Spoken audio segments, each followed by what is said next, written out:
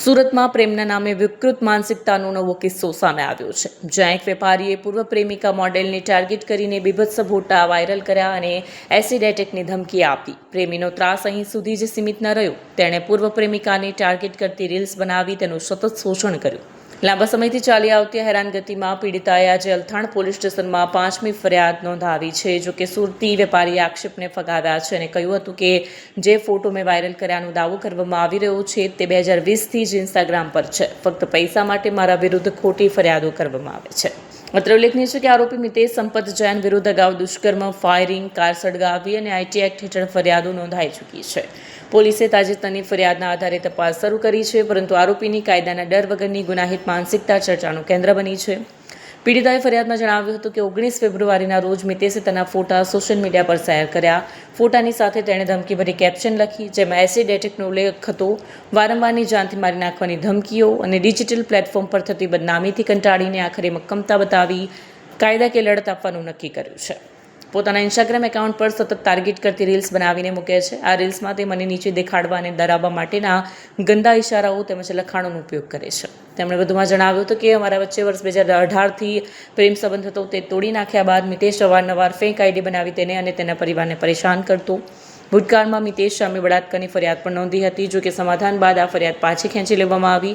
જોકે હજુ પણ તેની વિકૃત માનસિકતામાં કોઈ સુધારો નથી આવ્યો. અલથાણ પોલીસ સ્ટેશનમાં ગત 20 ફેબ્રુઆરી 2025ના રોજ ભોગ બનનાર જે છે પણ આવીને રજૂઆત કરેલ કે પોતાના ફોટા જે છે એ આ કામના આરોપી મિતેશ સંપતલાલ જૈન દ્વારા પોતાની ઇન્સ્ટાગ્રામની ચેનલ પર અપલોડ કરેલા હોય તે બાબતનું સ્ક્રીન રેકોર્ડિંગ રજૂ કરતા કાયદાકીય રીતે આઈટી એક્ટની કલમ 66 તથા 67 અને 67 એ મુજબ આરોપી વિરુદ્ધ ગુનો દાખલ કરેલ છે. અગાઉ પણ કઈ રીતની ફરિયાદ? અગાઉ જે છે આ કામના ભોગ બનનારે અલથાણ પોલીસ સ્ટેશનમાં 2 ફરિયાદ દાખલ કરેલ છે. આ ઉપરાંત ઉમરા પોલીસ સ્ટેશન તથા વેસુ પોલીસ સ્ટેશનમાં પણ આરોપી વિરુદ્ધ ગુનો દાખલ થયેલ છે. કઈ રીતની કાયદાકીય કાર્યવાહી? આ કામે જે છે આ કામે ભોગ બનનાર દ્વારા જે વિડીયોગ્રાફિક પુરાવો આપવામાં આવેલ છે તેને પંચનામું કરી કબજેલી FSLમાં મોકલવામાં આવશે અને પુરાવો મળતા જે છે નામદાર કોર્ટમાં ચાર્જशीट કરવામાં. हाँ, ये मितेश संपत जैन जो जिनसे मेरी मित्रता थी और 2024 में मैंने इनके ऊपर रेप केस किया था, जिसके लिए इनके ऊपर जिनसे ये जेल भी गए थे और जेल से आने के बाद भी इनका लगातार टॉर्चरिंग, परेशान करना आज तक जारी रहा है.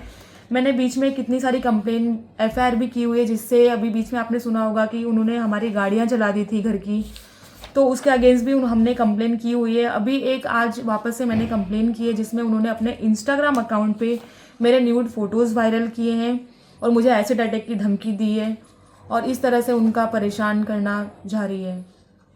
क्या मांगे आपकी? मेरी यही मांग है कि हमें जल्दी से जल्द न्याय दिया जाए. मेरी और मेरी फैमिली हम सब बहुत परेशान हैं. वो मुझे टॉर्चर इतना कर दिया है कि अब अगर न्याय नहीं मिला तो अब मेरे पास सुसाइड करने के अलावा और कोई रास्ता नहीं है. किस तरह से ऑडियो वायरल? हाँ, ऑडियो किस तरह से वायरल हुआ, क्या कुछ? ऑडियो में उन्होंने एक ऑडियो वायरल किया है जिसमें वो मेरी वॉइस है ही नहीं. उन्होंने वो डमी वॉइस बनाकर मुझे मतलब परेशान करने के लिए ये सारी चीज़ें वो कर रहे हैं, बदनाम करने के लिए. क्या कुछ मांगे आप? कितना परेशान कर रहे हो? उन्होंने मुझे बहुत ज़्यादा परेशान कर दिया है.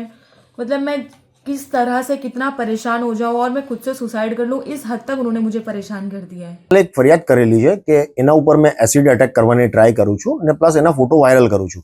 મેં એને કોઈ બી એસિડ એટેકની ધમકી આપી નહીં. અગર એની પાસે કોઈ બી એસિડ એટેકની મેં ધમકી આપી હોય, મારી કોલ રેકોર્ડિંગ હોય યા મારા કોઈ બી મેસેજ હોય તો એ પોલીસમાં પુરાવા આપે. એની પાસે કોઈ પુરાવા છે નથી. પ્લસ એને એક મૂકેલું છે કે ભાઈ મેં એના ફોટો વાયરલ કરું છું. મેં એના કોઈ બી ફોટો વાયરલ કર્યા નથી.